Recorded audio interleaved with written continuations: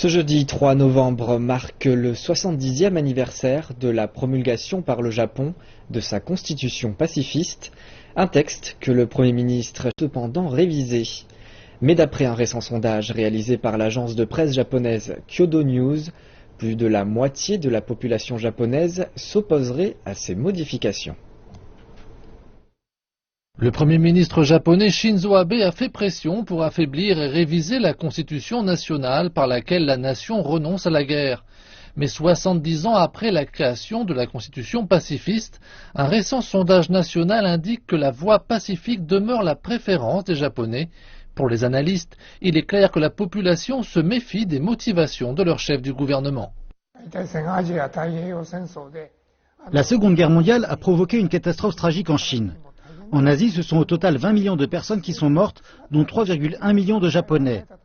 Depuis, les gens ont vraiment vu le côté maléfique de la guerre et ils ont fait en sorte qu'à l'avenir, il n'y ait plus de guerre. C'est la raison pour laquelle, depuis 70 ans, le concept d'une constitution reste profondément gravé dans l'esprit populaire. C'est devenu un étendard. Avec son parti libéral-démocrate, Shinzo Abe s'interroge maintenant sur la tenue d'un référendum en 2017 et sur les premières modifications de la loi suprême nationale. Cependant, une nouvelle loi controversée sur la sécurité est entrée en vigueur en mars. Ces nouvelles dispositions permettent aux forces d'autodéfense du Japon de s'engager dans des combats outre-mer et leur donnent plus de liberté pour utiliser des armes. D'ailleurs, le Japon envisage d'envoyer des casques bleus au Soudan du Sud face aux avancées progressives dans la libération des forces d'autodéfense. Irai craint de graves conséquences.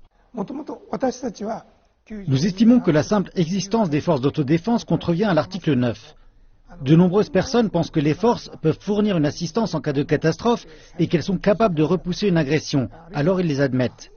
Mais même celles qui croient que le rôle des forces d'autodéfense est strictement limité à la défense affirment que le Japon ne devrait jamais lancer d'attaque ou utiliser ses forces d'outre-mer. Les analystes estiment non seulement que la modification de la constitution pacifiste nuira aux relations avec les voisins du pays et déstabilisera la région.